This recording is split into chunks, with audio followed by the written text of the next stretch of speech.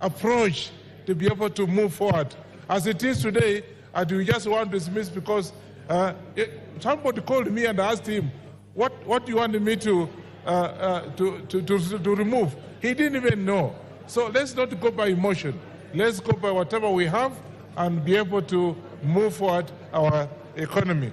Thank you. Thank you. Manduku.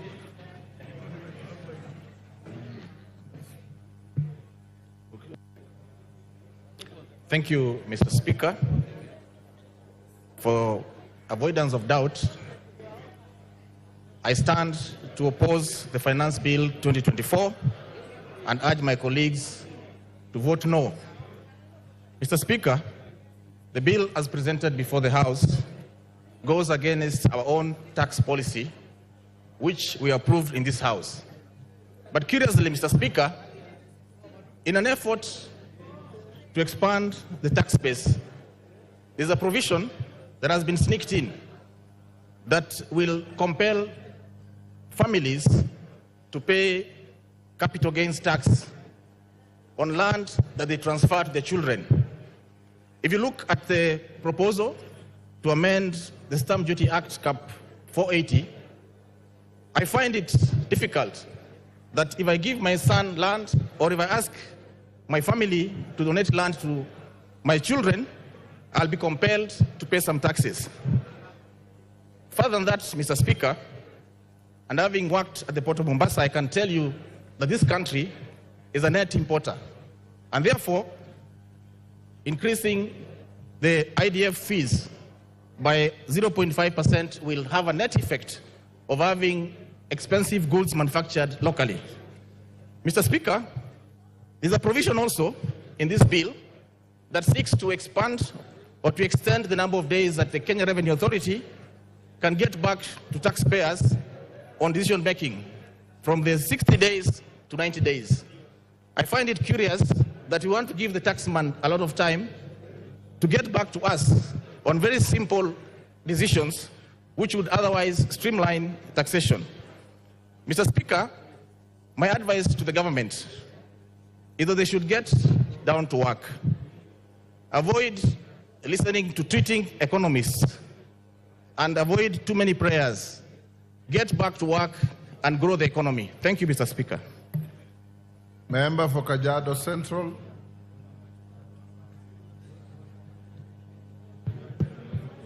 Thank you, Honorable Speaker, for giving me this opportunity.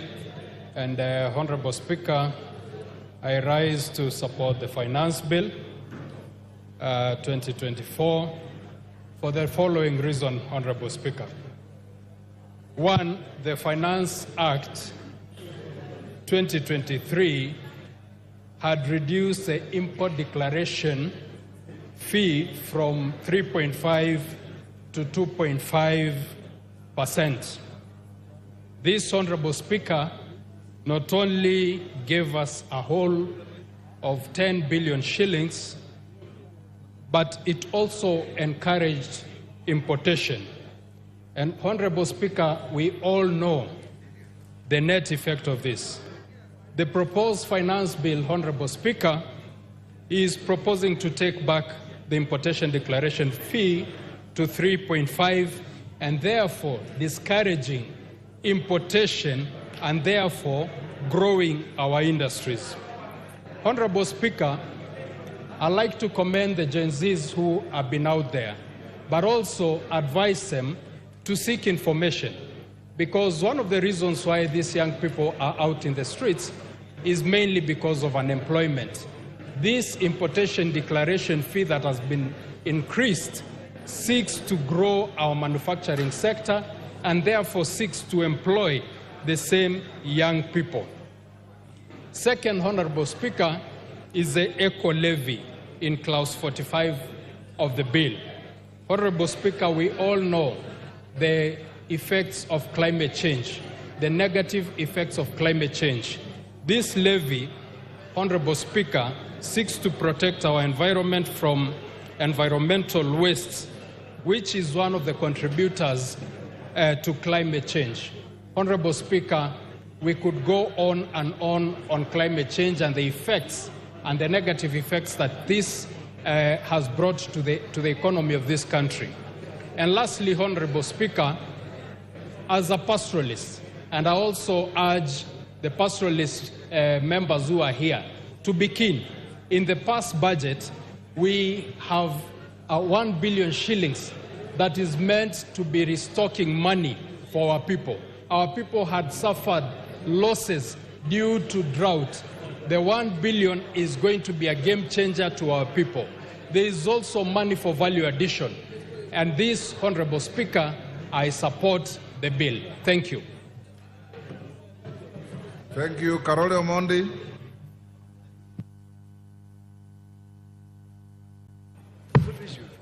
Thank you very much, Honorable Speaker, for giving me the opportunity to speak to this bill.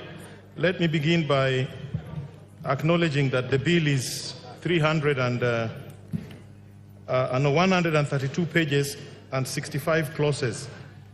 So to say that you are rejecting it in totality is just playing to the gallery. I think there are good things and bad things in the bill.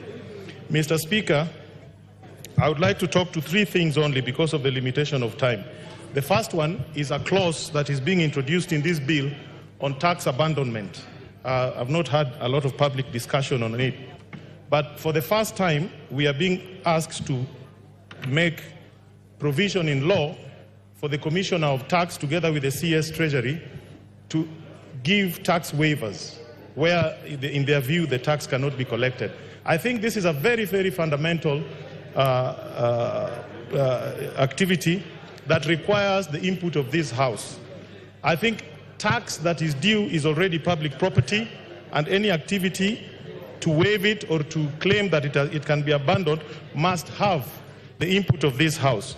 So I will be recommending, or rather I've already recommended certain amendments that will come to the floor of the House to recast this particular clause to see that any attempts to abandon tax are subject to approval of this House, as well as the requirements of Articles 201 and 210 of the Constitution of Kenya. Secondly, there is another provision in this particular bill talking about investment allowance for spectrum use. I believe this matter should be looked into detail because it also has retroactive effects on the tax that will be collected from the telecom companies. I believe there's a lot of work as Parliament we need to do on this matter to see that we do not create a loophole for tax losses of a very large scale. Finally, because of limitation of time, I would also like to acknowledge that there are very many good initiatives in these particular proposals or in these bills, especially those on cement and use of clinker. An impression was being created that the cost of cement will go up. Actually, the bill is reducing the cost of cement by waiving a lot of charges on the clinker. And I think that should go on record. Thank you very much, Honorable Speaker. I will be supporting with amendments. Thank you. Ndindi Nyoro, Chairman Budget. Thank you very much, Honorable Speaker. And before I proceed, Honorable Speaker, I would wish to beg, because we are on the other side of expenditure, if possible, you could hand me a few minutes so that I bring forth a message I have for the House. Okay, I'll give you an extra 2 minutes, so you have 5 minutes. Thank you very much, Honorable Speaker. Honorable Speaker, as the rule provides in the PFM Act, Article 39A, that we have to balance our expenditure and our revenues. Honorable Speaker, I want to talk as the chairman of budget, and I actually want to talk as an indifferent party, that whatever may happen on the bill, the Budget and Appropriations Committee is prepared, Honorable Speaker. But from the onset, we want to laud Kenyans for their voices. This country belongs to Kenyans, and when they express themselves, they are doing precisely what the Constitution provides. I also want to laud all the Kenyan leaders, including our side of government and the other side, Honorable Speaker, because we are all geared to the welfare of the Kenyan people. Honorable Speaker, I have since, and I want members to, if possible, they can have this in their mind as we debate. I have since received a letter and communication from the National Treasury addressed to the clerk of the National Assembly, but I am copied as the chairperson of budget. And Honorable Speaker, the Treasury is looking in all scenarios. Scenario number one, if the bill passes only with the amendments from the Finance Committee. Scenario number two is actually if the bill, the MPs in their wisdom decide that we shelve it. And Honorable Speaker, if the status quo remains, that we pass the bill as proposed by the Honorable Kimani Kuria and the committee, the appropriations bill passes as it is, Honorable Speaker, as we did last week. However, Honorable Speaker, it is important for members to note that in case there is a downfall in terms of the revenues by the proposed 200 billion that was to be raised in the finance bill, Honorable Speaker, then the government and the National Treasury and the Budget Committee is also prepared for that scenario. And I have communication, Honorable Speaker, from the National Treasury from the proposals. And I wish that I read some of them, that if the bill does not pass, Honorable Speaker, we'll be reducing the budget for the State House for 51 million, budget at the State Office of the President for 51 million, security organs, defense, for example, will be losing 7.75 billion, ongoing pivots in our constituencies will have to shelve that ambition by reducing by 800 million, Honorable Speaker. Higher Education Loans Board will be losing 3.2 billion. Honorable Speaker, the JSS teachers, 46,000 of them, Honorable Speaker, by letting this bill pass, will actually be giving jobs at the permanent and pensionable. And Honorable Speaker, if the wisdom of this House is to shelve that decision, then it means the JSS teachers, whom, Honorable Speaker, I would persuade this House that we confirm there will be no funding. NGCDF will be reducing by 15 billion shillings, which is 50 million per constituency, Honorable Speaker. The monies we appropriated for electricity, 50 million per constituency, Honorable Speaker, by, again, not giving the National Treasury the power for more revenue-raising measures, the 50 million per constituency will be disappearing today, Honorable Speaker. Coffee Cheriford will be cut 1 billion, Honorable Speaker, if there is no funding, Honorable Speaker, through the finance bill. Our last plea is this. This letter is public information. It can be shared to the members of Parliament. Honorable Speaker, my plea is this, as the chairman of budget, that if it's possible, the House Business Committee can actually bring the appropriations bill this afternoon. That the decision that we take in the finance bill, we can also cascade the same by appropriating the proposed cuts in the appropriation bill so that we can finish the entire business today, Honorable Speaker. However, Honorable Speaker, I am sure with the same energy that we are speaking either for or against, we will also explain to Kenyans, the JSS teachers, I am sure those who will be voting against their confirmation to PNP, we will also explain to them, Honorable Speaker. Those voting against increment in CDF will also be, Honorable Speaker, explaining to Kenyans about it. Those who will be voting against the increment, Honorable Speaker, of employing 20,000 more teachers will have an ample time to explain to the teachers of this country, Honorable Speaker. And Honorable Speaker, the proposed cut in terms of roads is 15 billion. Those who will be voting against the increment of 15 billion to roads, I am sure they'll eloquently explain to Kenyans about it also, Honorable Speaker. A minute to finish.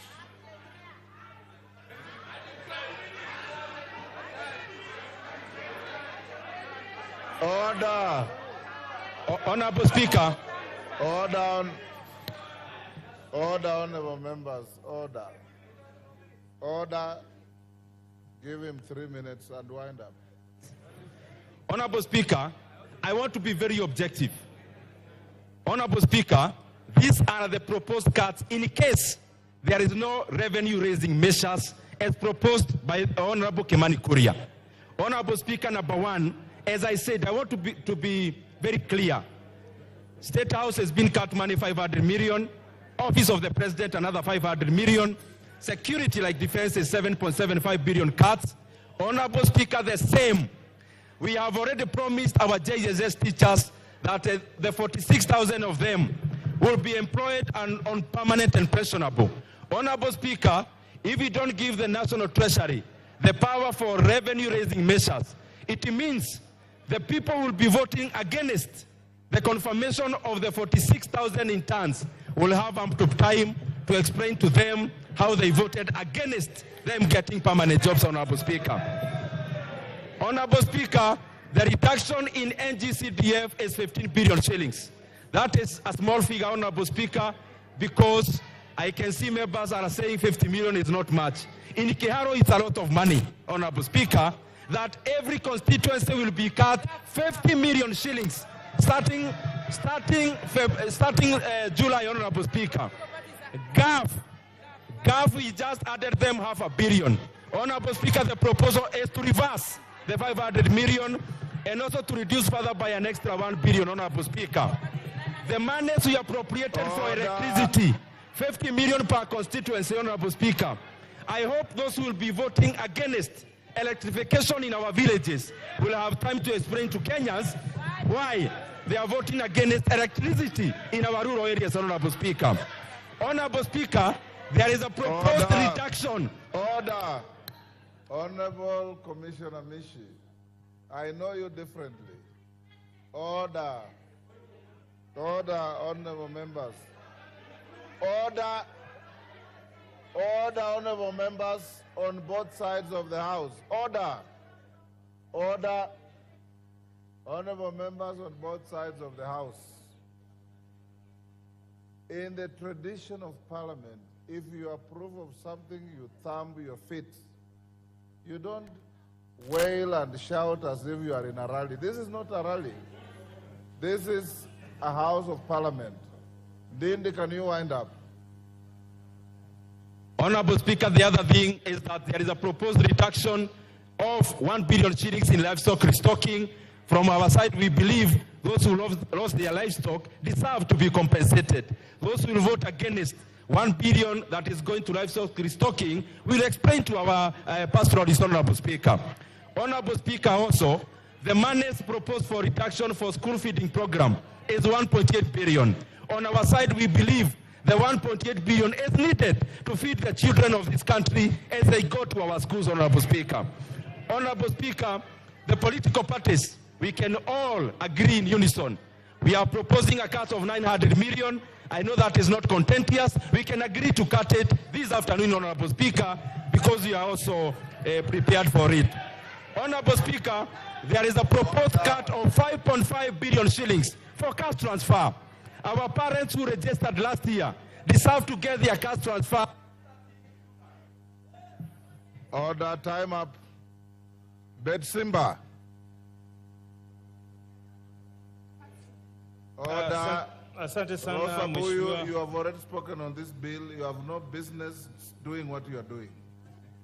Asante sana Mheshimiwa Spika kunipa fursa na mimi niweze kuzungumzia kuhusu mswada huu wa fedha. Mimi nimesimama kuupinga mswada huu. Na kitu nitasema hapa, viongozi muheshimu malalamishi ama matakwa ya wananchi. Muisikize vilio vya wananchi. Kuongeza ushuru wa mafuta kutapandisha kila bidhaa ambayo inahusiana na mafuta. Kwa hivyo hii ni shughuli ambayo haifai kwa sababu gharama za maisha zitakuwa juu. Kuweka ushuru kwa bidhaa zinazotoka ng'ambo zitamrudia tena mwananchi, kwa sababu bidhaa zinazotengenezwa hapa nchini bado haziwezi kukimu mahitaji yetu, mpaka tutachukua tena kutoka kule zile za ng'ambo, ambazo zitaleta shida zaidi. Kwanza tutengeneze viwanda vyetu kabla tujaweka ushuru huo. Na kuhusu kwamba fedha zitatoka wapi, wapunguze matumizi katika ofisi za serikali. Wanaweka pesa nyingi kuhudumia wageni wakija. Kama mgeni amekuja, mpe maji ya kunywa. Na kama ni lazima akae paka mchana, mpe kidheri. Mwambie hiyo ndio chakula chetu cha kitamaduni. Sio kukula makuku na madino kwa gharama za wananchi, mnaleta paka tu katika sehemu zenu. Kupandisha bei ya mikate. Mwananchi wa kawaida ni bidhaa ambayo inatumika kwa kila boma. Kila boma asubuhi na jioni natumia mikate. Wewe unaenda kuongeza ushuru wa mkate. Na mkifanya hivyo tutakunywa chai na mgoka kama ndio mnataka hivyo.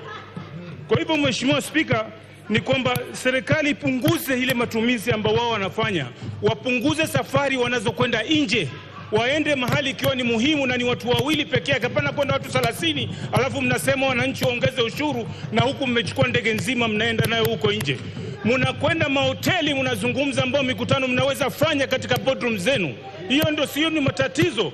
Kwa hivyo mimi nasema kwamba ushuru ama hii mswada wa fedha uangushwe huu, kwa sababu wananchi wameusoma. Msione wale watoto wale vijana wameandamana, walisoma kwa sababu huu mswada uko katika mitandao, wanajua kila kipengee kile kilichoko pale. Mnaongeza matairi, mnaongeza vyombo ambavyo vitapima saratani, mnaongeza bidhaa ambazo za x-ray ambao tayari matibabu ni gharama, na saizi mnaongeza tena. Itakuwa zaidi, watu wanaumia, watoto wanajinyonga huko kwa sababu ya depression ambao ziko nazo. Kwa hivyo Mheshimiwa Spika, nimesimama kupinga mswada huu. Asante sana. Mwengi Mutuse.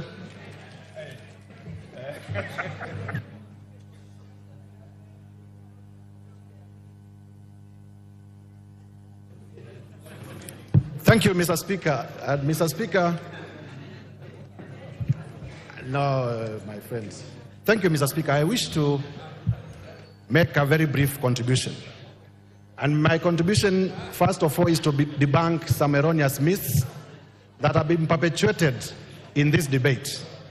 Mr. Speaker, during this debate, a perception has been created that the contestations around the finance bill have only happened after President William Ruto became president. Nothing can be far from the truth. Mr. Speaker, those of us who are students of history know that taxation began 3,000 years before Christ, actually in the ancient kingdom of Egypt. And even at that time, taxation was contentious.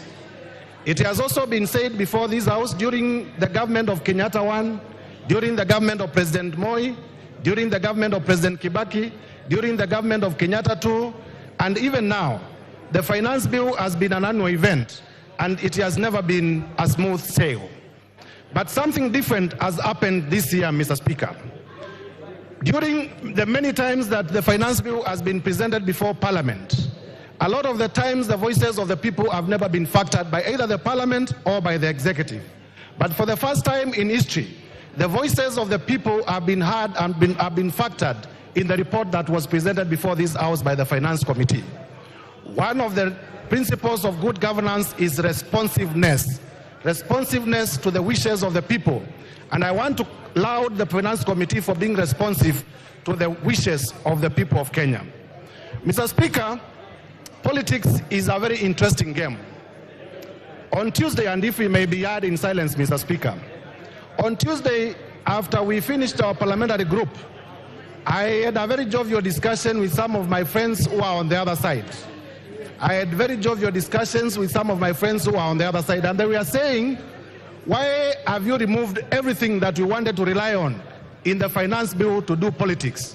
And I asked them, but you complained about these things, and you have been heard and they have been removed. And they told me, you know, the work of opposition is to oppose. And now that you have pulled the carpet under our feet, we must find something new to hang on. I am saying this so that Kenyans know that the opposition to the finance bill is majorly inspired by politics. It may not be inspired by the content. Lastly, Mr. Speaker, as a lawyer, I want to say, and this would have been ably articulated if I may get 1 minute, that the issues that have been complained of have already been overtaken by events. They are actually otious.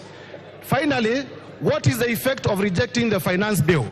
The effect of rejecting the finance bill is to resort back to the finance bill of Joseph Oyula.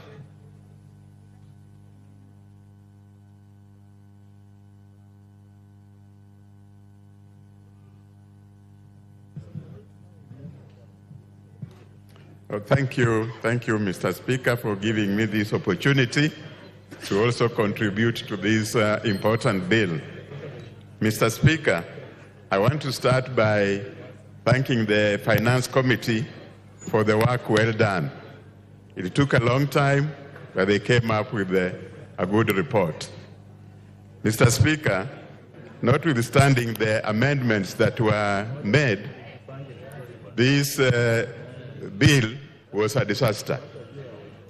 This bill is assuming that the Kenyans' tax rate should move to a higher rate regime, which is not comfortable for this country at all. Mr. Speaker, we should not take ourselves to a higher tax regime, which is going to cause stress to our business community and the individuals. The country needs to move slowly towards a higher tax regime. If the country is moved very fast, Mr. Speaker, then we will not balance our budget. Mr. Speaker, we need to make sure that the revenue is raised, yes, but also the tax rate is comfortable to the community of this country.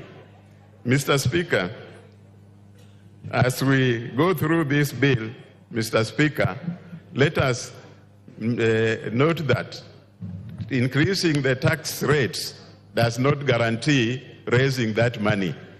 It has happened in the bill for 2023. We never made it. The chances are that during this period, we may also not make it. So the Treasury should not come up with such a disastrous proposal in the tax rates.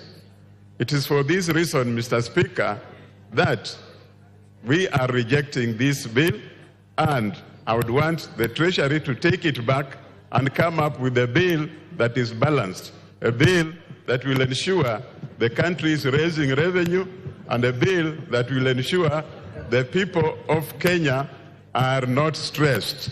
This is very important, because if we raise the tax and we don't get that money, it will not help the country at all.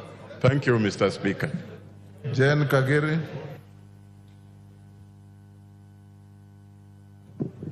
Thank you, Honorable Speaker, for giving me an opportunity to contribute to this very important bill. Honorable Speaker, allow me to start by congratulating the Finance Committee for listening to Kenyans and honoring their request on the deletion of the taxes that they felt that were punitive on them. Honorable Speaker, I would want to contribute on the clause on the introduction of eco-levy on sanitary towels and diapers. Honorable Speaker, I speak as the chairperson of the 47 women representatives. And recently, Honorable Speaker, we had the opportunity of enacting the Education Act of 2016, where we ensured that every student from class 5 to class 8, girls receive their sanitary towels. Honorable Speaker, out of the 47 counties, only 4 local manufacturers were given the opportunity to supply these sanitary towels. Honorable Speaker, this prominent house has been treated to a lot of drama and untruthful stories of the situation we find ourselves with sanitary towels. Allow me, Honorable Speaker, to state that this levy has been introduced so that we encourage our local production and our local manufacturers, Honorable Speaker. I hear some members say that we will have low supply because we don't have enough manufacturers. Honorable Speaker, I have had conversations with our manufacturers who are able to produce enough sanitary towels for us. Honorable Speaker, a visit to the supermarkets made me learn that sanitary towels that are locally manufactured are cheaper than those that are imported. Honorable Speaker, we cannot allow importers to continue making unscrupulous profits on Kenyans here, yet they pay no excise on their products, and the local manufacturers have to pay VAT on their raw materials. Honorable Speaker, I stand to support this bill, and I stand to support the eco-levy be charged on sanitary towels and diapers to ensure that we grow our local manufacturers. A local manufacturer told me he used to have 600 employees. He has reduced them to 100 because of idle capacity. Honorable Speaker, it is our time to stop speaking from both sides of our mouths. If we want to create employment, we cannot be the defenders of importers. Anybody who wants to import can come set up the industry locally, and that way we are going to give them all the business that they need. And if they lack a place to go and establish their industries, I'm gladly welcoming them to Laikipia County, where they can come and set up a manufacturing industry, and we will not charge them any duty as long as they are producing diapers and sanitary towels locally within our country.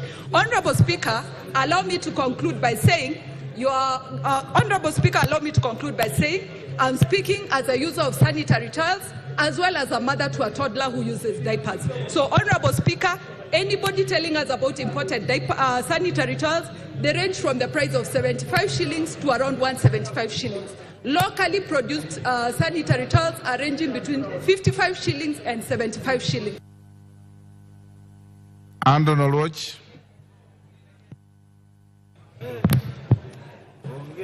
Thank you, Honorable Speaker. From the very onset, allow me to say that I rise to oppose this bill. Honorable Speaker, the Finance Bill 2024-2025 has redefined our public discourse on things that affect us, especially on the question of how, when, what, and where to tax the people of Kenya. I want to take this opportunity to thank our Generation Z because they have reminded us of what is stated under Article 2 and how we, as this legislative house, the executive and judiciary, arrive at the positions in which we arrive. Honorable Speaker, this generation in their public discourse on the question of the finance bill has reminded us that the sovereign power actually belongs to them. All this power is delegated power. The power, including that power to levy taxation, is a power that is a delegated power. It is circumscribed, it is limited, and must be used for and on behalf for the good of the people of this country. This is what the people in the Generation Z have told us. I have 2 points to advance, especially because of the time that we have. Let me talk about tax administration. Honorable Speaker, a misrepresentation has been made in this administration and in the last 2 finance bills that the more tax you levy, the more yield you will get in terms of revenue. Nothing can be further from the truth. There is a big revenue shortfall from the 2023-2024 financial year in terms of tax revenue.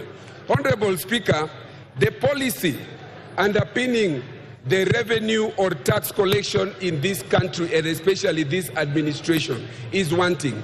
There is very little that has been said in terms of what measures that have been put in place to seal the loopholes on corruption, which would lead to higher yields as opposed to imposing more taxes and taxes on every issue.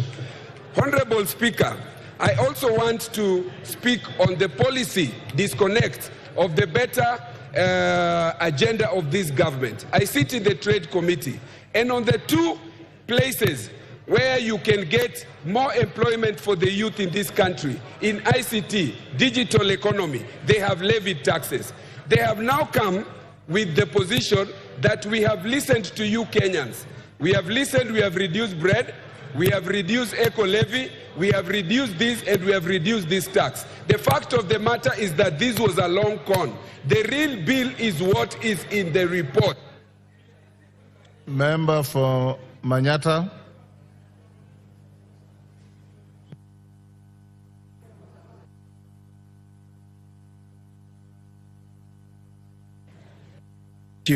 Thank you, Honorable Speaker.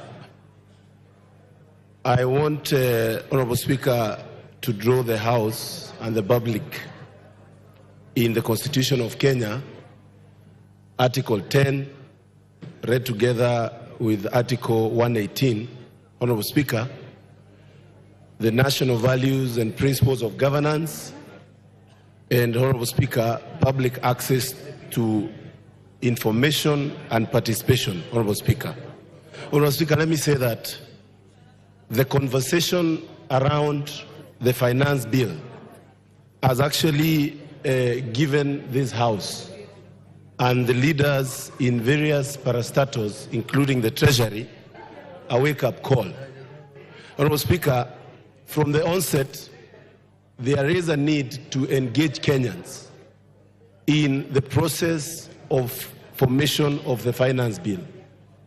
And Honorable Speaker, the good ideas and the bad ideas in this finance bill, Honorable Speaker, shouldn't have gotten to this House without engagement by the public, Honorable Speaker, from the onset and from the formation of this bill, Honorable Speaker. Honorable Speaker, we have made it even more difficult to the Chairman, Finance Committee, my brother Kimani Kuria.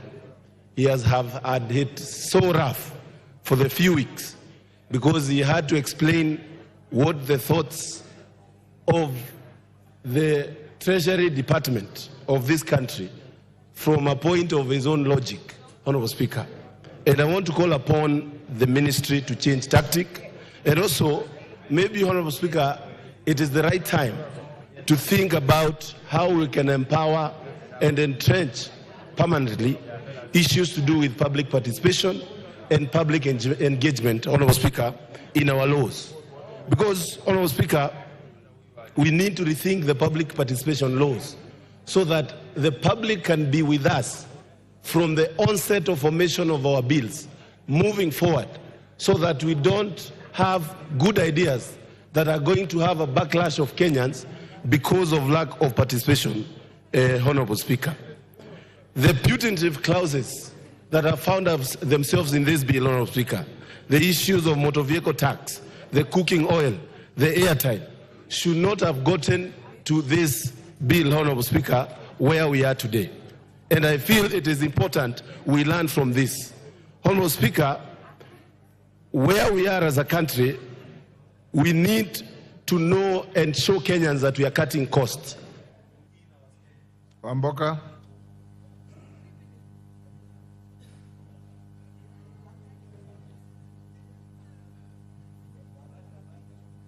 Give him the mic. Thank you, Honorable Speaker, for this opportunity.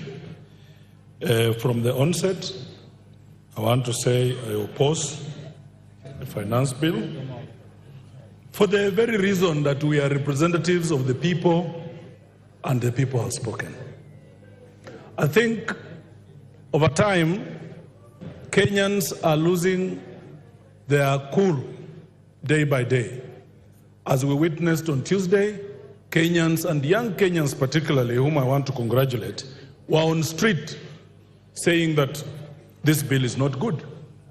And they are the people who sent us here, Honorable Speaker. So if my people of Bumula constituency have told me that where they sit, they are overburdened and no more burdening, and I should not say no, and they elected me, Mr. Speaker, I must go by what they say.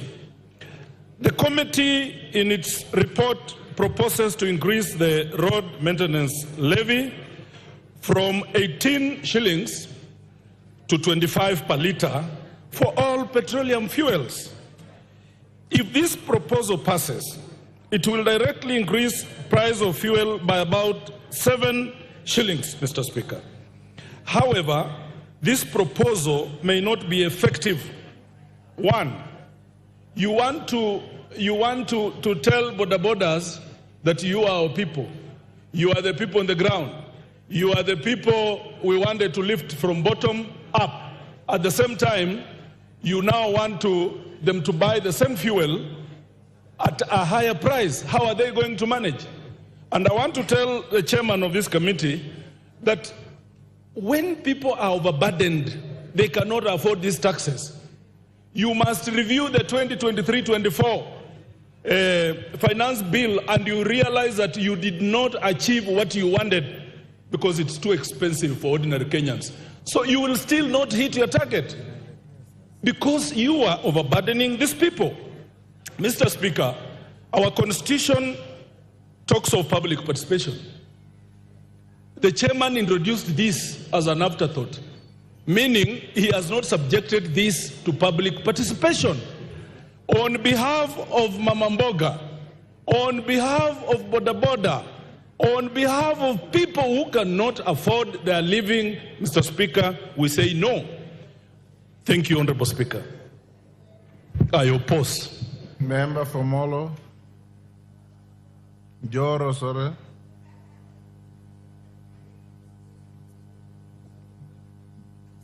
Yes.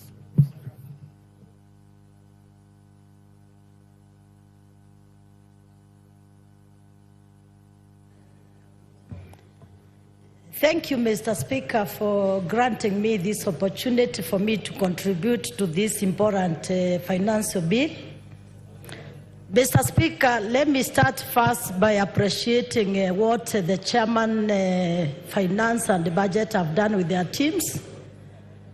And Madam Speaker, allow me to say that Kenyans had cried so much.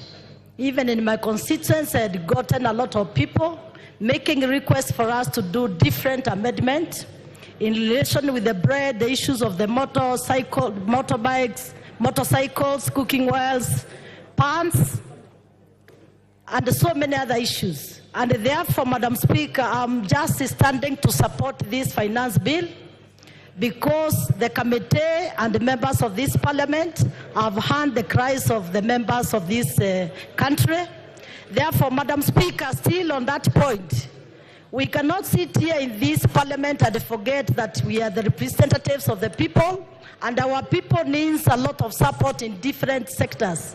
Madam Speaker, in this finance bill, we are getting each constituency in this country 50 million Kenya shillings in relation with electricity matters.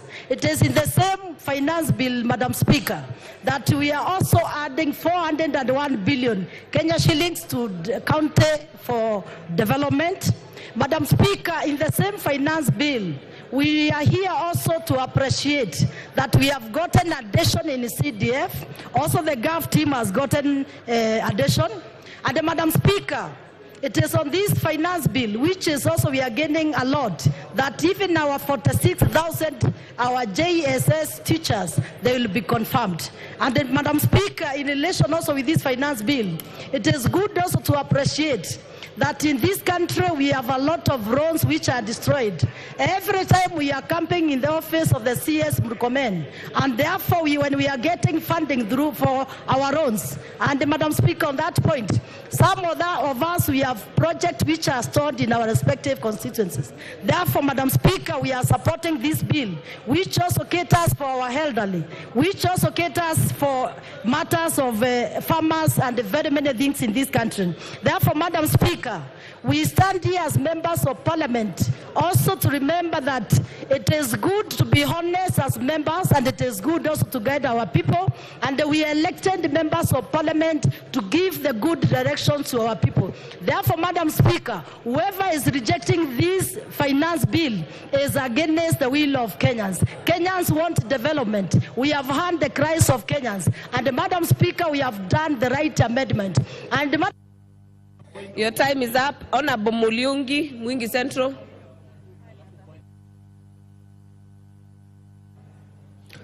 Thank you, Madam Speaker. Madam Speaker, I am directed by the people of Mwingi Central and the youth in general to reject this bill. Madam Speaker, I therefore rise to oppose. Madam Speaker, this bill is not only punitive, but retrogressive. Madam Speaker, the amendments were meant to hoodwink Kenyans because in the first instance, why did you put tax on bread? Why did you put tax on diapers? Why did you put tax on cooking oil? These are essentials. Why did you put tax on M-Pesa? Why did you put tax on border? Madam Speaker, I'm very disturbed by this finance bill, especially because this government is insensitive even to the sick. There is a tax on cancer equipment, which will eventually increase the cost of treatment of cancer. Madam Speaker, the bill in general intends to increase taxation, which eventually will increase the cost of living. And it will make life harder and make Kenyans poorer. Madam Speaker, we recall that the Kenya Kwanza government promised a bottom-up economic model, taking money to the hustlers, to the villages, to the poor. But this bill is now taking money from the poor and bringing it back to Nairobi. Madam Speaker, I care for the people of Mwingi. I care for the jobless, I care for the youth, I care for the hustlers. I therefore reject the bill. I reject high taxation. I reject high cost of living. I reject poverty. I reject oppression. I condemn Treasury for bringing this shoddy bill to Parliament. And therefore I demand its withdrawal. Madam Speaker, I oppose archaic, punitive, outrageous, and careless finance bills in the future. I say no to this finance bill. I say no to oppression. I say no to unfair taxation. I say no to poverty. I reject the finance bill. I reject. Thank you, Madam Speaker. Member for Butere, Honorable Tindi. Asante sana madam. Asante sana Bi Speaker kwa kunipea nafasi. Jambo la kwanza nataka niseme nimesimama kwa kupinga mswada huu wa fedha mwaka wa 2024. Bi Speaker, vile unajua Wakenya wanahangaika, gharama ya maisha iko juu, na serikali ambayo iko kwa mamlaka ilitafuta kura na mamlaka ikiambia Wakenya ya kwamba watashukisha ushuru, wakasema ya kwamba wataweka pesa mfukoni, watatengeneza kazi na watafanya maisha ikuwe mema kwa ule Mkenya wa kawaida. Kwa hivyo hii mswada wa fedha unaongeza ushuru ambayo ni kinyume na vile walieleza Wakenya. Hii mswada unaongeza gharama kwa ubebaji wa miwa kutoka kwa shamba ikienda katika kiwanda, na hiyo itadhuru bei ya mkulima kupata ile faida kutoka kwa miwa. Pia tuko na kipengele ambacho kinaongea kuhusu maneno ya kuongeza bei kwa vifaa vya kufanya utafiti katika ugonjwa wa saratani. Kwa hivyo mimi kama mjumbe wa Butere, Bi Speaker, mimi napinga mswada huu wa fedha 2024, na nasema ya kwamba wenzangu ambao kwa serikali watimize ile ahadi ambayo waliambia Wakenya. Tunataka tuone mama mboga akifaidika katika serikali, tunataka kuona bodaboda akifaidika, tunataka kuona mtu wa chini ambaye ni hasla akifaidika, tunataka tuone viwanda zikiwanawiri, sio kuweka ushuru mingi katika viwanda. Kwa hivyo, Bi Speaker, mimi kama mjumbe wa Butere nataka niende katika rekodi ya kwamba nimepinga mswada huu, na najua Wakenya wengi wako na sisi tutapiga kupinga mswada wa 2024. Asanteni sana. Member for Sigor, Lochakapong. Yeah, thank you, Honorable Speaker. Now I rise to support this Finance Bill 2024. And Honorable Speaker,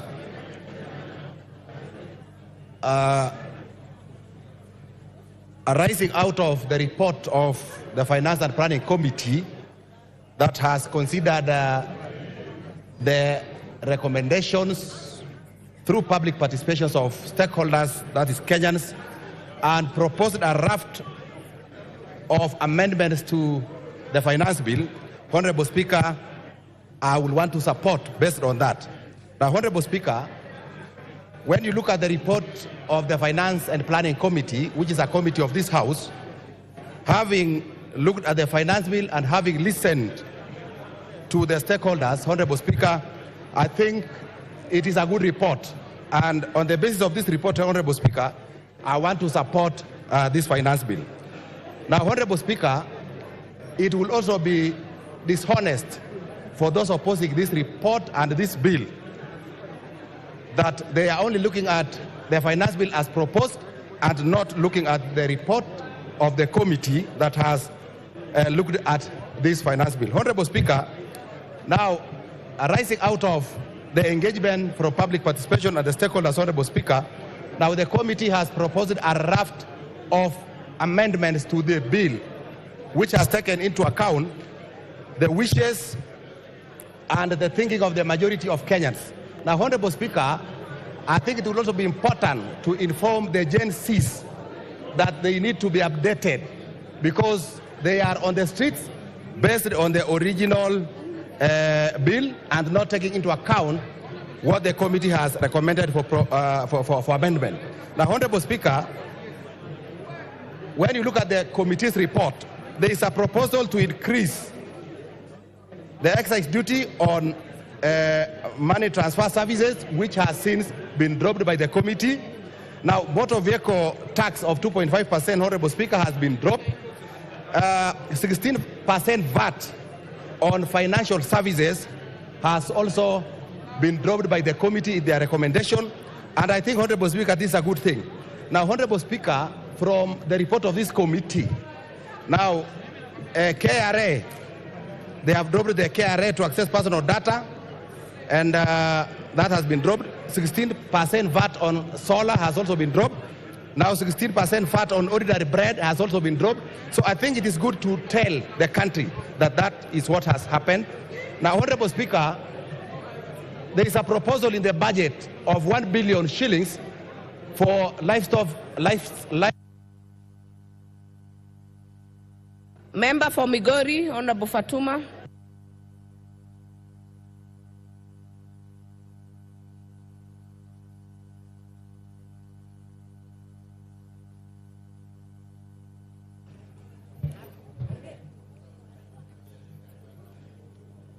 Thank you, Madam Speaker, for this opportunity.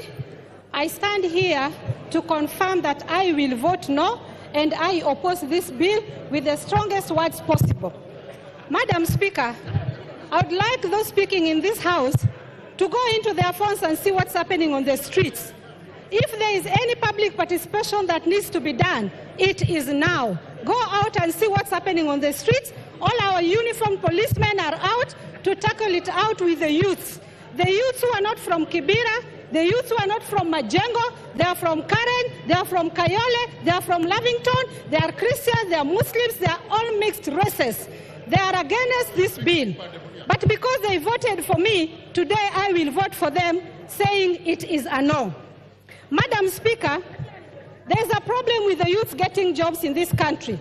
And the majority of them are now depending on social media to make some pennies for them to feed their family. As we say that we have lowered the cost of bread, may I tell you, bread will not be affordable at all for these youths because the smartphones that they use to do TikTok and any other small business that can give them funds, they have put a levy on it of about 225 shillings on top of the price that is already there. We know very well that we don't have smartphones here manufactured into better quality that they can use for their business. Madam Speaker, we are hurting the hustlers that we promised to help. They have created their own jobs for themselves, and we are still following them up where they are to hurt them more. Madam Speaker, we know that electricity is very expensive in this country, and more so it's even irregular. You get electricity 1 hour, 2 hours, it is gone. Madam Speaker, we have put an extra levy on the basic solar system batteries, meaning that if you can't get Kenya Power, sorry, you cannot get solar. What else are we trying to tell Kenyans? What are we telling investors? That go to hell. And I am telling you, Madam Speaker, since this government came into power, we have 30 companies that have closed down, including my favorite son's company called Cadbury that makes Cadbury chocolates. Soon you won't be able to get them at all because the company has closed. And other more like Procter & Gamble, Rickett & Banker, Colgate Palmolive, Cadbury, even Rubber. I can go on up to 30. Unfortunately, we brag here and say that we are creating jobs. May I tell you, the sanitary pads that we are bragging here that we have put levy on imported ones. I want you to know that all these women in this house, plus your daughters and sons, fellow men, they know that these sanitary pads that are being put on tax here, in other countries they're given. Member for Mandera South, Honorable Abdul Haro.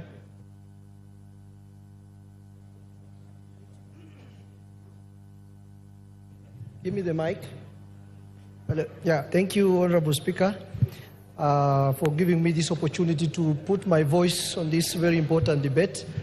Honorable Speaker, I must say the finance bill, as it was originally prepared by the Treasury, was a bill that I was prepared to vote no on a number of clauses.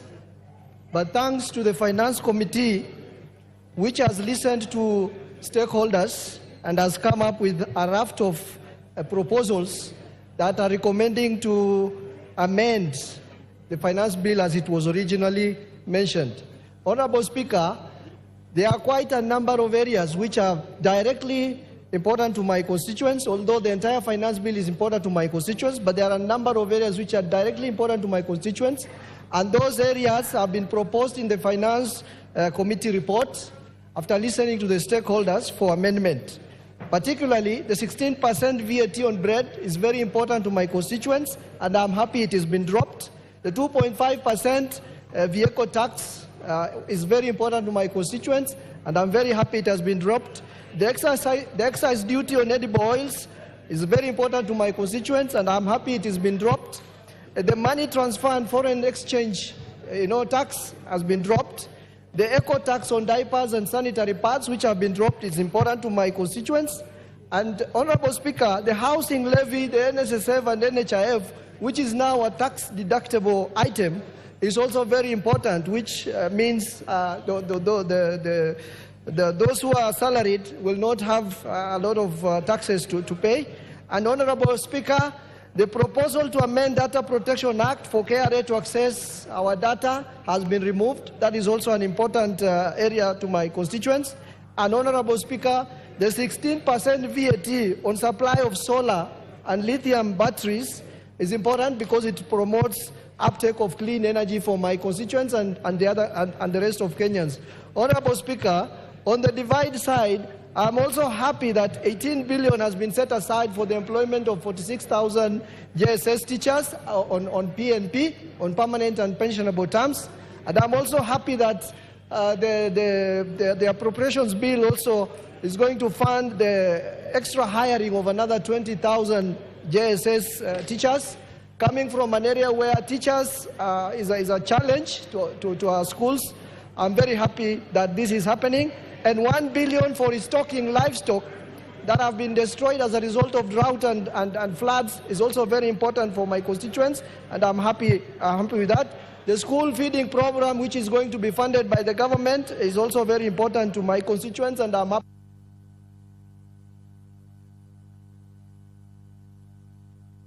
Your time is up. Member for Westlands.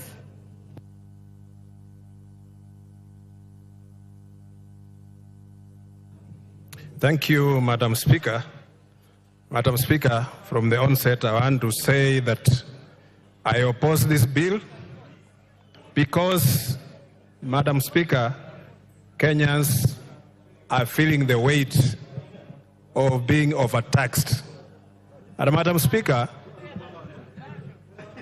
I'll paraphrase, Madam Speaker, what the former Prime Minister of England said, Winston Churchill. For a nation to try to tax itself into prosperity, it's like a man standing in a bucket and trying to lift himself up by the handle. Madam Speaker, the problem we have in this country, Madam Speaker, is not about taxes. Kenya is not paying taxes. Kenyans pay taxes, Madam Speaker. But the problem is this money is not used properly. There's a lot of wastage in the government. There's a lot of corruption. And the corruption these days is done in the budget. Madam Speaker, they hide money in the budget and it disappears. People negotiate deals and hide money. Madam Speaker, if this money is put to good use, the government will have enough money to do their projects and serve Kenyans, Madam Speaker. Madam Speaker, the several proposals that have been made, and some of them, Madam Speaker, have been dealt with by the committee. But Madam Speaker, this we must bring to the amendment when it comes to the House, Madam Speaker, because this bill does not address an equitable and inclusive fiscal policy that fosters sustainable development, Madam Speaker. Madam Speaker, the Finance Bill 2024, as it stands, is punitive and it will have devastating effects, Madam Speaker, on young people, not only in Nairobi, but all over the country. And Madam Speaker, you've seen the young people who are demonstrating now are young people. This G generation, Madam Speaker, they have come out in droves. And Madam Speaker, if anybody is trying to wish them away, these young people, they don't care. They are serious and they're coming out with issues. They have taken our numbers, they are sending us messages.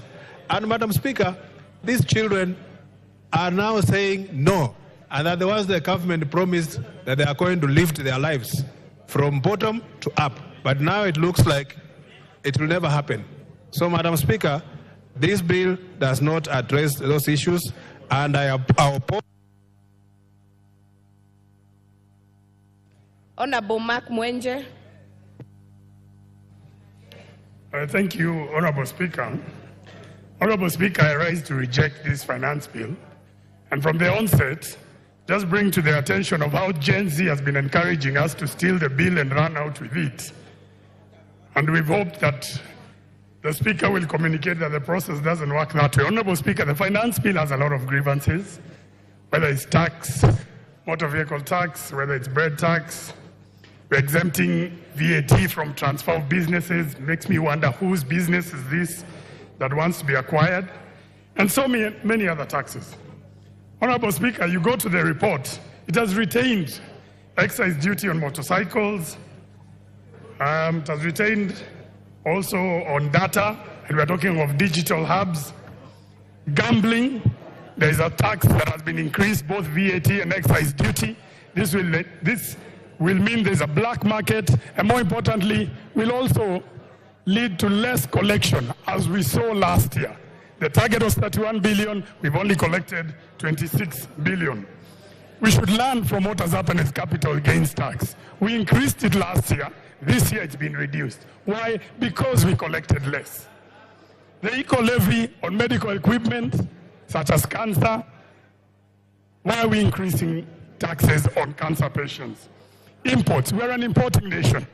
We must accept IDF, RDL, until we're able to produce locally to satisfy our local market. We must consider that we are still an importing nation.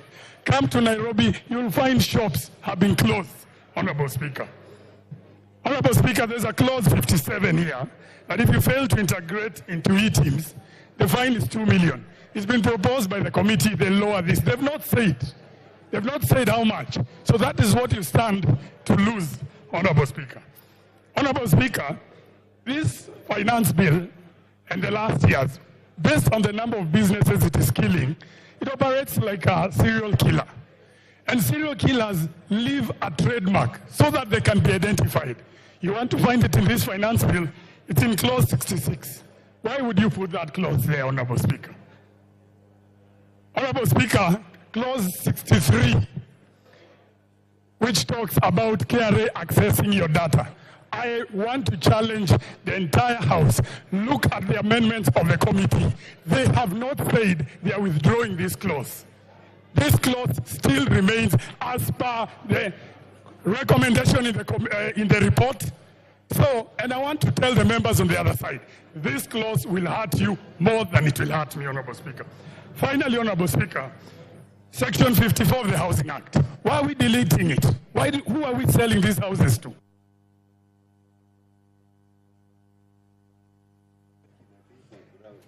Honorable Ngelechei.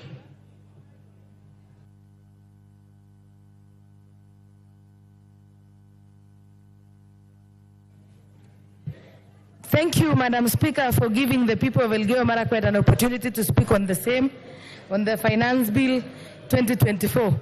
Madam Speaker, first of all, before I say something, at times it is very dishonest or very ignorant for members of Parliament who would want to celebrate the increase in CDF, gas, and get other funding for maybe electricity, water, without telling Kenyans where the money is supposed to come from. Again, Madam Speaker, I think there is a misconception there in the public, especially the Generation Z. They don't understand that the finance bill is there to enable the budget, for the budget to be implemented. We cannot purport to implement the budget without actually knowing where to get the money from, Madam Speaker. I want to say, for the Generation Z to get jobs, we need to impose tax on imported goods so that we encourage our local manufacturers, Madam Speaker, to be able to produce and employ these youth, Madam Speaker. This tax will ensure that the JSS teachers get employed, Madam Speaker. We also recently saw the intern doctors demonstrating, Madam Speaker, and the government could not raise funds to facilitate and pay them, Madam Speaker. The only way that this can be realized is, Madam Speaker, by ensuring that we get tax and we get levies from Wananchi, Madam Speaker. Madam Speaker, there is also a misconception on so much. I am a farmer and I come from Elgeyo Marakwet, where people farm. Tax on imported potatoes, eggs, avocados from outside. I think I support, Madam Speaker, because we also need our farmers to produce and sell their produce, Madam Speaker, in the local market. But then, Madam Speaker, if we waive the tax from eggs that are imported from outside, potatoes, they always flood our market from our neighboring countries. And our farmer is going to lose it big time, Madam Speaker. Madam Speaker, somebody called Benjamin Franklin said, in this world, nothing can be said to be certain except death and taxes. For a country to run, Madam Speaker, and I want to pity the current government, Mr. Speaker, sir, because when it borrows, there is complaint and public outcry that we are over-borrowing. Again, when it tries to get the money locally by increasing taxes and levies from locally, there is still an outcry. I think there is something that people who have a knowledge and idea are misleading young people, maybe who are not aware of what it is, Madam. Charles Onjoke. Charles Onjoke. Honorable Speaker, thank you for the opportunity that I may contribute to this bill. On behalf of the people of Bonchari, who have sent me various views about this bill, they have taken time to go through it. Some of the issues they say are as follows: that there's wanton wastage of government public funds. If that were to be stemmed, then we can have a better economy and a better bill. 2, the bill as is, the VAT on bread is not acceptable by the people of Bonchari. The tax on motor vehicles, and most of the taxes seem to be dampening the economy. We'd have to see a situation where the taxes promote the growth of our economy. The basis of taxation is 2 things, the base and the rate. We seem Treasury and KRS to be fixated on the rate. The base is stagnated. How I wish we focused more on the rate so that there's more relief on the Kenyans who are paying the taxes. Honorable Speaker, people of Bonchari would want a tax that is more humane, a tax that they can afford because they are impoverished, they are overburdened as things are now. School fees is a problem to pay, medical fees are a problem to pay because there's not money in their pockets. We hear that the economy is doing well, and if the economy is doing well, this will be reflected in the base of the tax. But instead we are seeing the rate being raised without being compensated on the base that is said to be growing. The 2 items that are touted to indicate that the economy is growing is the dropping inflation and the exchange rate. However, the public debt that is rising all the time is not discussed. The unemployment, where you get 2 out of 3 people unemployed, particularly the youth, is not discussed. Those are very critical items of the economy the state of any economy. We want measures in our physical strategy or plan that speak to addressing the unemployment in this country. With those, Mr. Speaker, and following the recommendation of the people of Bonchari, I object the bill.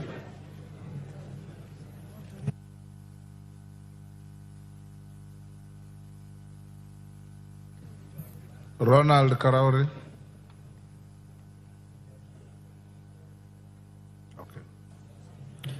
Thank you, Mr. Speaker, for giving me an opportunity to contribute to this motion. And I want to start by commending our Gen Z Kenyans who came out in large numbers. I think some of us who are never involved in politics, and these young people are realizing now that change will not come if they do not get involved. We've all received so many text messages from these Kenyans from all over the country. Some of them were asking for donations, some of them were for sponsorships for school, most of them were about the finance bill. We're also getting M-Pesas to confirm our identity. Mr. Speaker, regrettably, the maximum amount I got was less than 50 shillings, while most of my counterparts got over 100,000.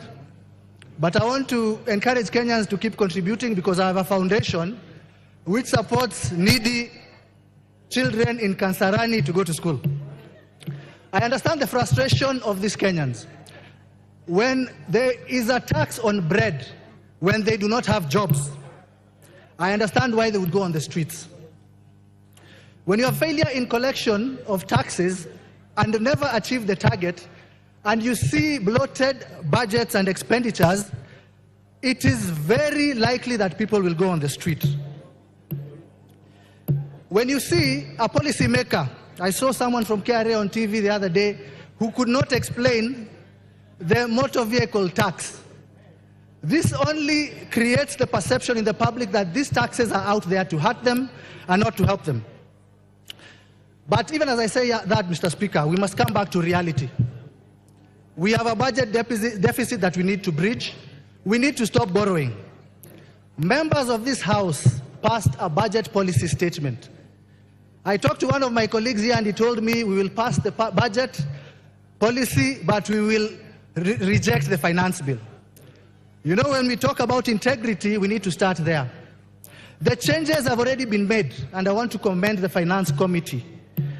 The VAT on bread has been dropped. The excise on vegetable oil has been dropped. The motor vehicle tax has been dropped. Mobile money transfer has been dropped. I would be a very deceptive individual if I did not change my stance and now support the bill with the amendments. For the Gen Z, I want to tell you the headlines of yesterday's newspapers. Nation headline said, Ruto backs down. The Standard talked about Ruto beats a retreat. My advice to them is that you've already won. In terms of the budget policy, the changes have been made in the finance bill, and you should be celebrating. And with those... Evo Bara.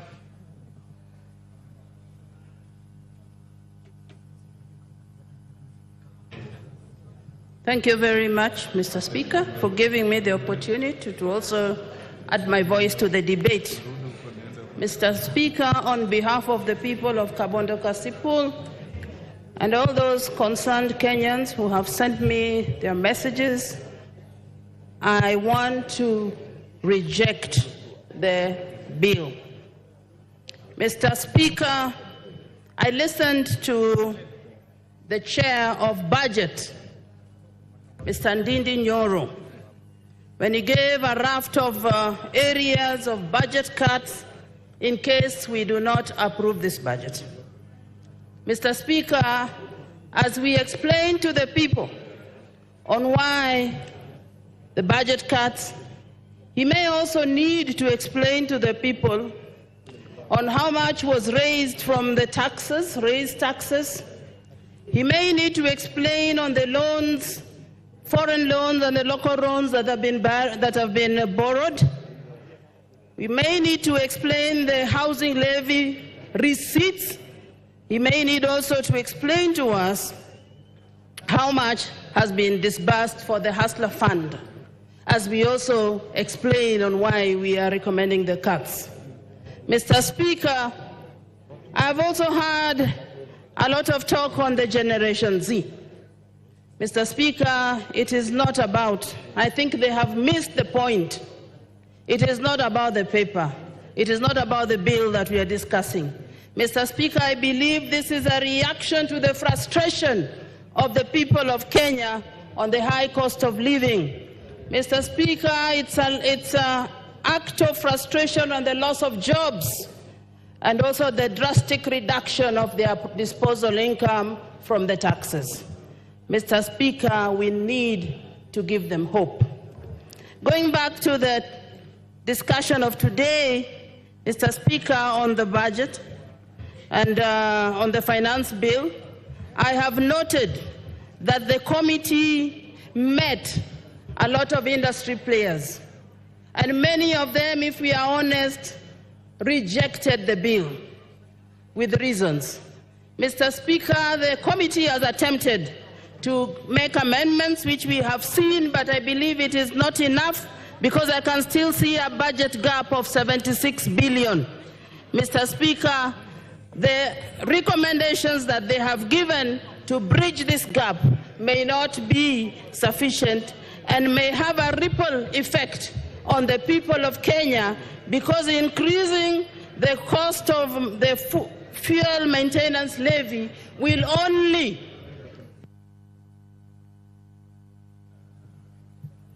Hamisi Abdi Voi.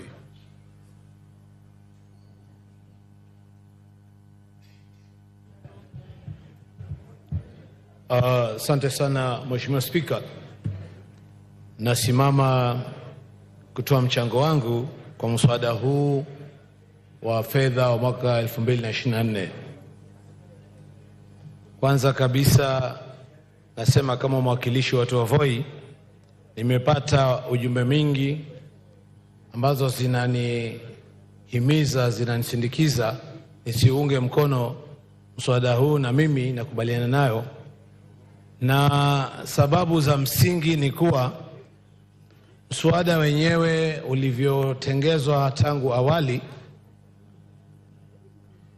si mzuri kwa uchumi, kwa wananchi, wawekezaji na kwa nchi kwa jumla, na nimeona nia na lengo ya kuhadaa wananchi, kwa sababu yale yaliyokuwa yakiuma sana tumeambiwa yataondolewa, lakini sababu za msingi za kuuliza kwa nini ilikuwa hapo kwa mwanzo. Na nichukue tu nafasi niseme, vijana wetu wameongea, wamejitokeza, na inahuzunisha, inafedhesha kuona kuwa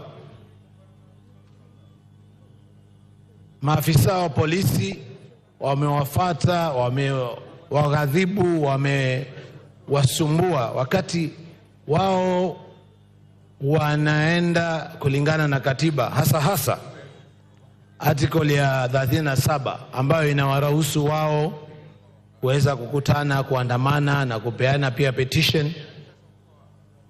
Na ingekuwa uzuri kwa nchi hii tudumishe demokrasia na tuweze kuenda kistaarabu. Mheshimiwa Spika, utunzi wa sheria unatakana kuzingatia hali ya wananchi, na hata ukiangalia kwa Kiingereza huu mswada huu ni kuwa unarekebisha mswada mwingine, na la msingi ni kuwa tungefanya iwe rahisi. Malengo ya kukusanya ushuru hayakufikiwa, na hasa sababu kubwa ni kuwa hali ya uchumi imekuwa ngumu, wawekezaji wameondoka, kazi zimepotea, na mswada ungelenga aidha kuacha pale pale ama kupunguza yale yaliyokuwa kwa wakaza wananchi. Na kuna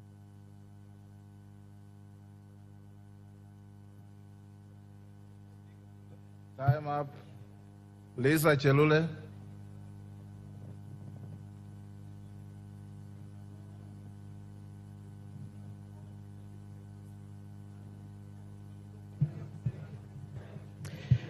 Asante sana Bwana Spika kunipatia hii nafasi pia nichangie kwa mjadala ya mswada ya fedha katika bunge hili. Ya kwanza Bwana Spika, nataka kuanza kwa kusema ninaunga mkono mswada huu ambaye imeletwa kwenye bunge huu tuongee kama wajumbe. Bwana Spika, tunaelewa kwamba tulikuwa na waziri wa fedha wiki iliyopita ama wiki mbili iliyopita. Na yeye mwenyewe alitupatia taarifa ya mahitaji ya kila wizara. Na aliguzia sana wizara ya elimu na akaguzia sana wizara ya agriculture. Sisi wote tunaelewa kwamba ni wa maana sana kusaidia wakulima ambaye ni wengi miongoni mwetu. Bwana Spika, naelewa kwamba katika agriculture tumeangalia kila sekta. Wakulima ambaye wanalima horticulture ama wakulima ya kufuga ng'ombe ya maziwa. Na nilifurahi sana sababu kuna pesa imetengwa ili wakulima ya maziwa wapate kujengewa mafactory ya kutengeneza maziwa yao. Hii ndio itapatia nafasi vijana waandikwe kazi na itapatia usaidizi kubwa sana kwa wakulima wetu.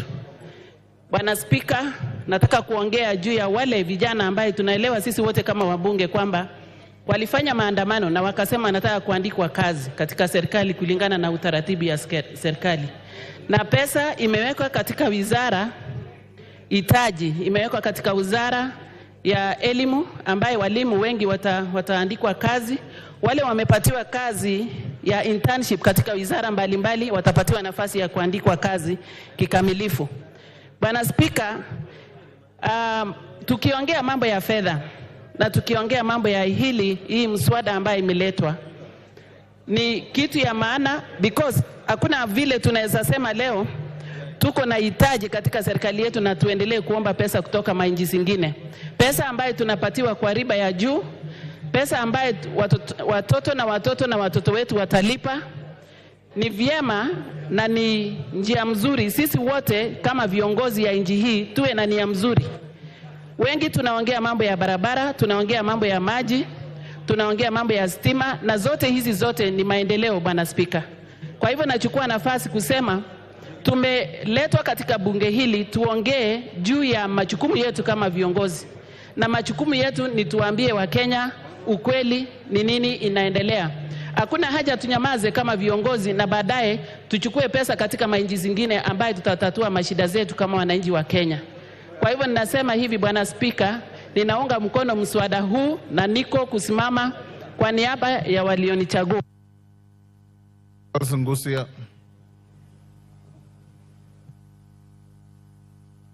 Finally, Mr. Speaker, thank you for this opportunity just to add my voice on this matter, which has been the most controversial finance bill in Kenyan history, Mr. Speaker.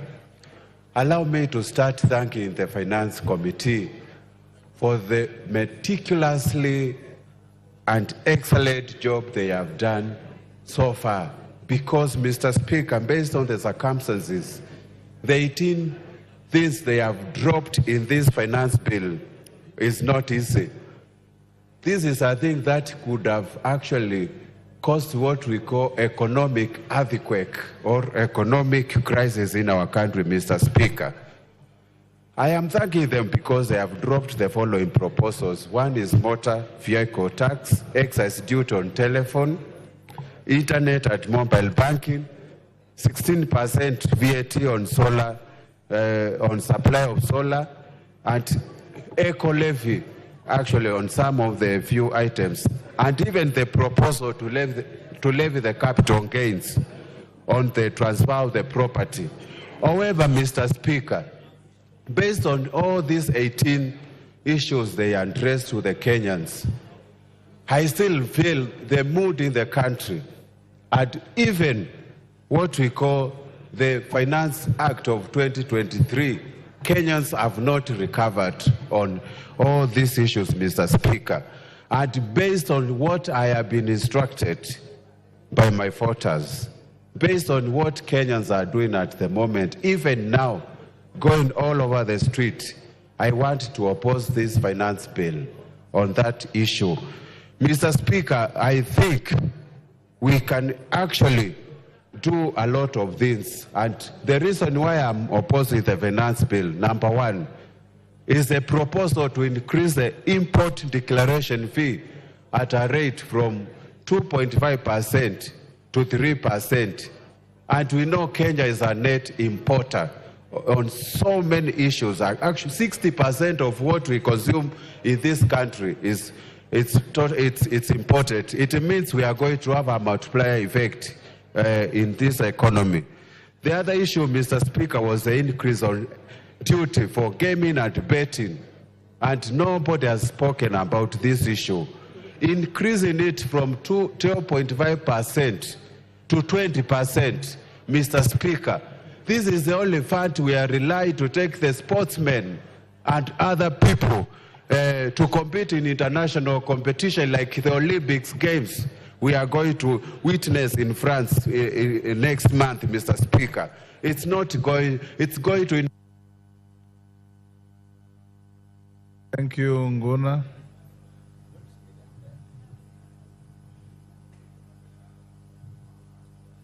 MP Brett.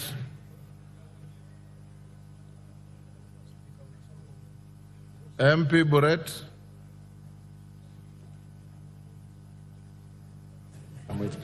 Thank you very much, Mr. Speaker. I rise to support the motion, not the motion, the bill, finance bill, together with the proposals that the Finance Committee has recommended in their report. Mr. Speaker, we must come to an agreement as a House that we cannot propose one thing and do another thing.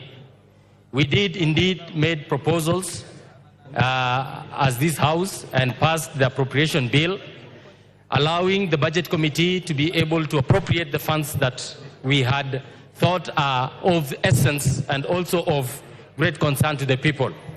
Mr. Speaker, in accepting and agreeing to the appropriation bill, the monies that we had voted for the constituencies, the various projects that are within our constituencies, and the nation's development, we did therefore agree that we will be able to raise these revenues either through ordinary tax or the proposals that the Finance Committee are going to come for us to be able to fund these projects. I find it hypocritical for members to rise up here and say that they will reject the finance bill in totality and also refusing to acknowledge that therefore it must be accompanied by reductions or some elimination of some of the projects and the expenditures that you had proposed.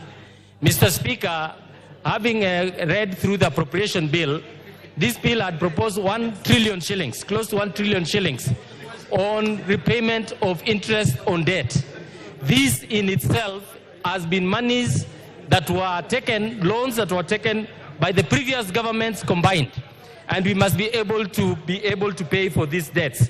We must be able to move forward as a nation by approving and acknowledging that as a nation, we should be able to raise our own revenues by whatever means possible, but making sure that the most vulnerable of us are protected. I support this bill, Mr. Speaker, and the proposals because it makes provisions for the employment of the JSS interns, the 46,000 of them, that they will be able to be taken in as permanent and pensionable, Mr. Speaker. I also would want to take this opportunity, Mr. Speaker, that TSC may consider the letters that they sent to the JSS interns who went on strike, demanding that they be employed for the purposes of them benefiting from these monies and these revenues that we are raising for their employment. For this, Mr. Speaker, I support with the amendments and the adoption of the report of the Finance Committee. Thank you, Mr. Speaker. Mumias West.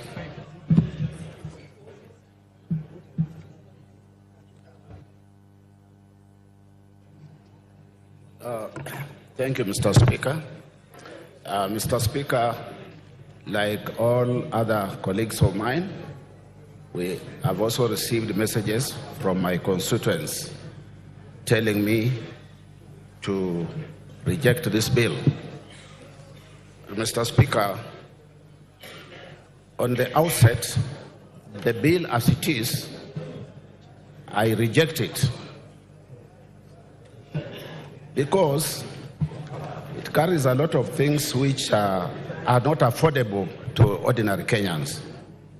However, Mr. Speaker,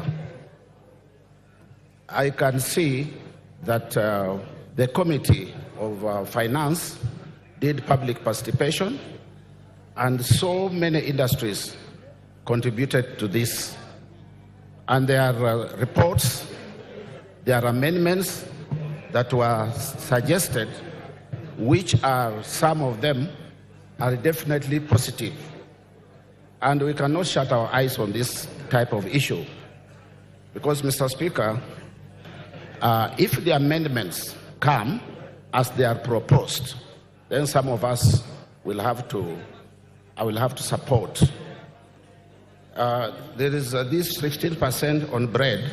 If it's going to be dropped as suggested, then I have no issue with it. This transportation of sugar cane, if it is amended and dropped, my people will be happy about it. There's also VAT on financial services and foreign exchange and foreign trips, whereby you have issues with the passports if you are going to look for a job outside. Has also been considered for amendment, which will take place together with the amendments that we are going to receive. And Honorable Speaker, they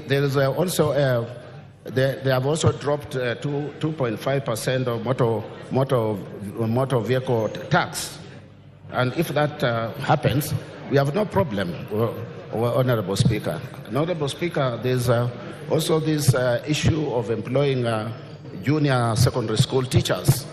This money, if it is available, we'll have no problem with that tax. And also vegetable oil tax. If the amendment is removing it, we have no issues, Honorable Speaker. I therefore wish to say that we are waiting for the amendments to come and we effect it. Thank you, Honorable Speaker. Kiarao.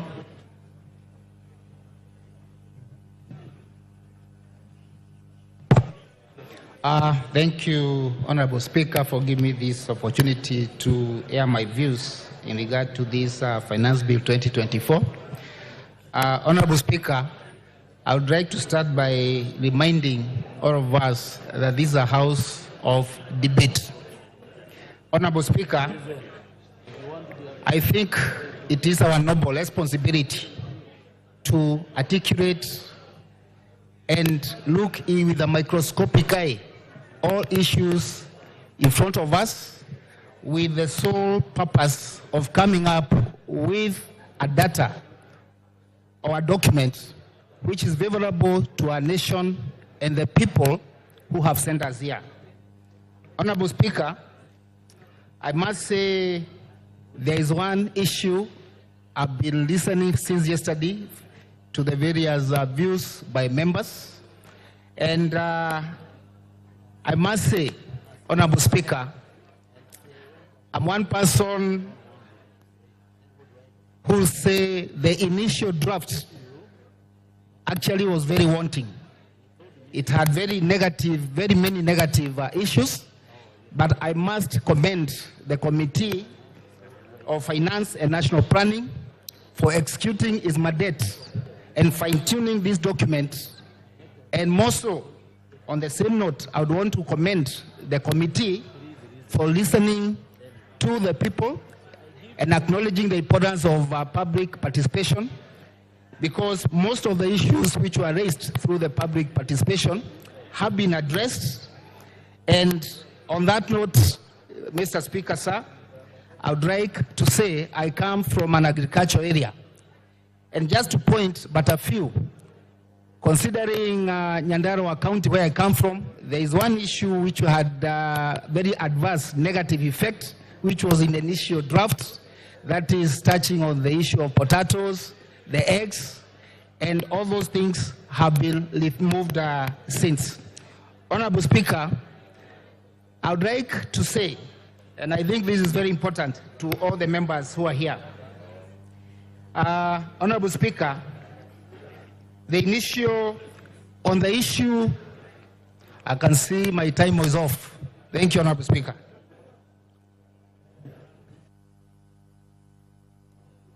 Kilifi Women Rep. Women Rep Kilifi. Kama hayuko, oh.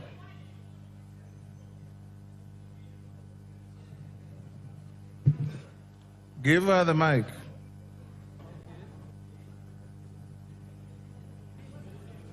Asante Mheshimiwa Spika.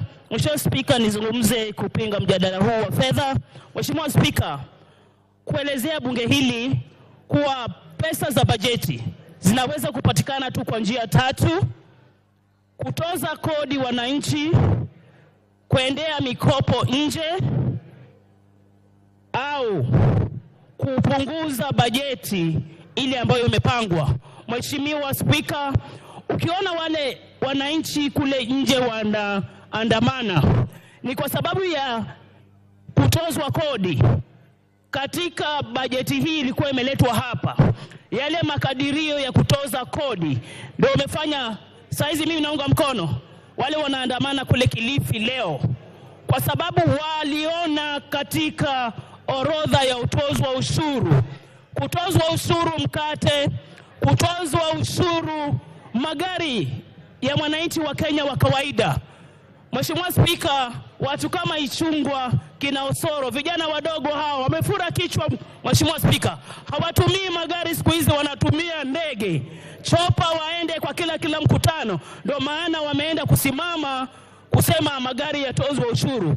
Wananchi wako kule nje, kutozwa ushuru vyombo vya kupima saratani. Mheshimiwa Spika, Honorable Mbeyu, there is a point of order. Yes, Karemba. Order. Karemba. Give to Karemba the... Honorable Speaker, I want to rise on a standing order number 107, but F. Niulize, I want to ask whether the honorable member is in order to refer to the Honorable Osoro and his colleague as having big-handed. I think that is very unparliamentary, and she should withdraw those remarks. Honorable Mbeyu, I was consulting with a member, I didn't hear. If you say that, you are out of order and you withdraw those unkind remarks to your colleagues. Mheshimiwa Spika, sijajua amesema nini, lakini nitampa mfano tu. Nasema hawa wameweka kodi ya magari ya mwananchi wa kawaida kwa sababu saa hizi tunawaona wakitembea na ndege wakienda mikutano, na huu ni ukweli. Niko na ushahidi Mheshimiwa Spika. Wiki mbili zilizopita Mheshimiwa Ichungwa alishuka port na ndege. Niko na picha kwa simu yangu. Kwa hivyo hawezi kuweka kodi ya magari. Yes, ya pili Mheshimiwa Spika. Kagombe, order. Honorable Kagombe. Mupe Kagombe. Mr. Speaker, I rise on standing order number 107. And Mr. Speaker, we are creating a very bad precedent where you make a ruling on someone to withdraw a statement and they proceed to make contributions to this House as if you have not made a ruling. I beg, Mr. Speaker, Honorable Karemba stood here and he has pointed out issues that have been delivered to this House that are disorderly and outrightly false. She knows that she has contradicted. You've made your point. So please let her continue. Mbeyu, I told you withdraw the remarks that are offensive against your colleagues. Now you proceed to say somebody landed somewhere with in an aircraft. Does that make somebody big-headed? Yes.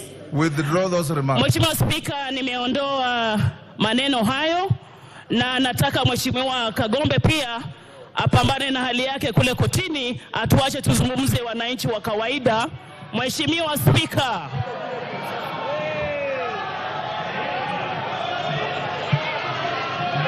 Order.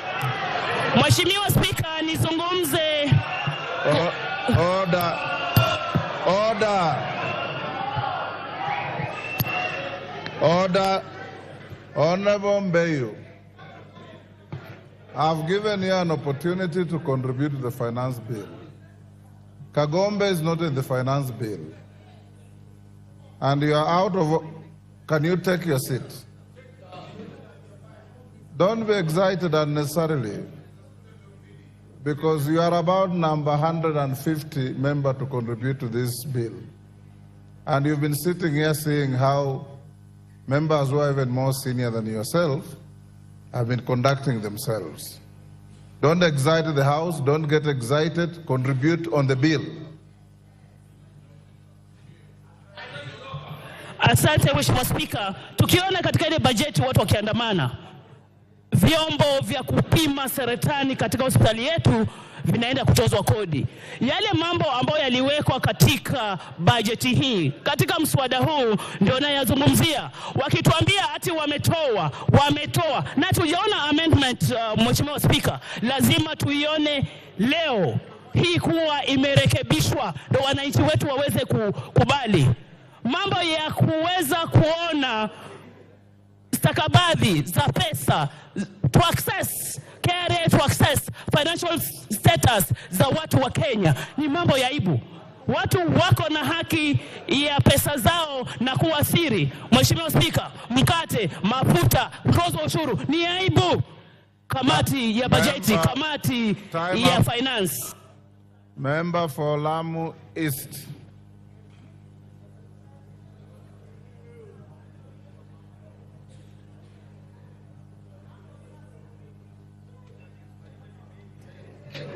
Asante Bwana Spika kunipatia nafasi nami nipate fursa ya kuchangia. Naunga mkono mswada huu wa fedha. Bwana Spika, katika mswada huu wa fedha nina imani kwamba Lamu Mashariki itaunganishwa na Wakenya wengine, kwa sababu hivi sasa kutoka tupate uhuru mpaka sasa Lamu Mashariki iko kivyake, haijaunganishwa na Wakenya. Lamu Mashariki tunajua constituency yote, eneo bunge lote, hakuna hata inchi moja ya lami, hakuna hata inchi moja ya gridi ya kitaifa. Pesa zikipatikana, watu wangu wa Lamu Mashariki wataunganishwa na Wakenya wengine. Tunajua kuunganishwa eneo bunge na eneo bunge lingine inaunganishwa na mtandao wa barabara, inaunganishwa na gridi ya kitaifa. Sisi kwetu bado hatujapata gridi ya kitaifa na wala barabara. Kama kwa Kenya na sisi Lamu Mashariki tumekuwa tukitoa ushuru na sehemu zingine maeneo bunge mengine yameendelea. Sasa basi tuendelee kutoa ushuru, tena tuendelee kutoa ushuru sana, na sisi Lamu Mashariki na sisi tupate haya maendeleo. Kwa hivyo kwa sababu hizo mimi naunga mkono kwa dhati, nikiwa na imani ya serikali hii kwamba ndio itatuunganisha sisi na Wakenya wengine. Bwana Spika, lazima tuwe wavumilivu na tufikirie Wakenya wengine. Kama nyinyi sehemu zingine zimeendelea na mumeshiba, sisi wengine bado tuna hamu na maendeleo hatujapata. Kwa hivyo kama nyinyi mko matown, muna barabara kila pahali, muna stima kila pahali, nyinyi mumeshiba. Kule kwetu tunasema wale wanaoshiba samli wanatoa miba. Sisi tuna njaa bado kwetu ya maendeleo, hatuna maendeleo. Kwa hivyo hatuwezi kupinga pesa ipatikane. Toeni ushuru, acheni mchezo. Kuna watu kule wengine wanaumia. Ushuru ndio kuendelea kwa nchi. Sisi tunavumilia. Kama mimi Lamu Mashariki siwezi kwetu haiwezekani interns wale walofuzu kwa walimu kufanya kazi kwetu, kwa sababu gharama za usafiri ni ghali kuliko salary. Lakini tumekubali walipwe ili Kenya wengine waendelee. Sisi kwetu lazima waandikwe walimu, na walimu wale wanaandikwa permanent and pensionable ndio wanaweza kwenda kufanya kazi la mashariki. Kwa hivyo nataka hii pesa, shule zetu zingine hazijaona walimu kama chemistry teacher kutoka shule zijengwe. Sasa hii ndio serikali hii ina hope tupate walimu na Koyo Onyango. Thank you very much, Honorable Speaker, for finally recognizing me and giving me the opportunity. On the onset, I want to reject this proposal, and I want to implore my colleagues that budget making process is a job of this House, and we should never abdicate our responsibilities. We are in conversation with my colleagues the other side, and we all agreed that budget proposals were not good, they were unfair for our people. But somewhere, a meeting was arranged, and the leadership of this country and my colleagues met, and they agreed. And I'm happy that they have made proposals to remove certain things. What I'm wondering, and I want to warn my colleagues, is that those things that are being removed, the government is going to circumlocute and bring them in other ways. And this budget is going to hurt the public, and the public outcry will reach you. I want to say so because I have not seen, they have not been pointed where the changes are going, where the money is going to come. But my fears have now been confirmed by a letter I saw this morning that came from the CS for Treasury, and they have been reinforced by the assertions by my colleague, the respected chairman of Budget Committee, who has come and read drafts of things that await us just in case we do not pass things the way they want. I want to say that these proposals are deceptive, and we need to stand firm and make sure the changes that are dangerous to the people we represent are not allowed. I want to repeat to this House the old adage that there is no taxation without representation. Where I sit, the people I represent, there is serious manufacturing, there is serious farming, there is serious business going on. Government, every taxation circle harvests a lot of money from Murori constituency through sugarcane farmers. Yes, Koyo, there's a point of order from Honorable Mandazi. Oh, thank you. Mandazi, what is the point of order? Yeah, thank you, Speaker. In the same way that Honorable Nsenku yesterday rose and requested your ruling on the fact that as members of Parliament who keyed in as early as 7 a.m. today, with all fairness, Mr. Speaker, we would want to request you again to rule today that those of us who keyed in, our cards should remain in for the afternoon session. Thank you, Speaker. Thank you very much, Honorable Speaker. I thought Koyo was out of order, but he's not. When we rise in the next few minutes, leave your cards. People need to be very patient. I've been queuing here since 10 o'clock yesterday, and I was here very early in the morning. But because of resilience, the Speaker has finally seen me and given me the opportunity.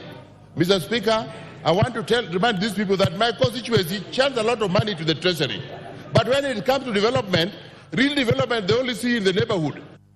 They did not know why real development was not taking part in their place until the Deputy President carelessly asserted that this country is led through shareholding, that we need to be a shareholder.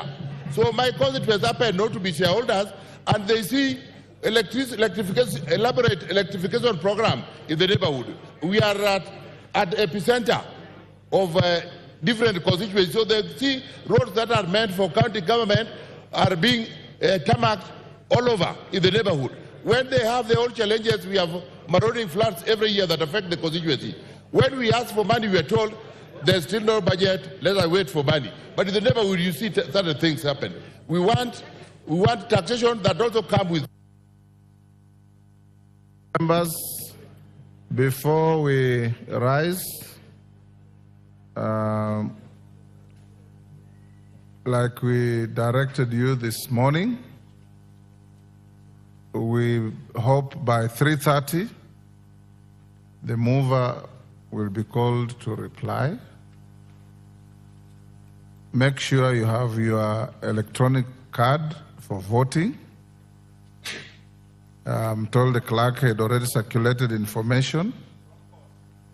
so that we can be able to spend less time on voting and do other business. It matters not whether it's roll call or electronic card. Even that electronic voting is not a secret vote because it appears on the screen, it will be on Hansard, and everybody will know how you voted. So it matters not whether you are saying yes on the floor or no on the floor. An electronic vote for purposes of the House is not a secret vote.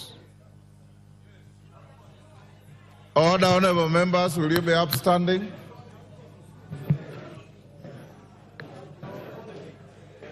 Order, be upstanding, Honorable Ngelechei.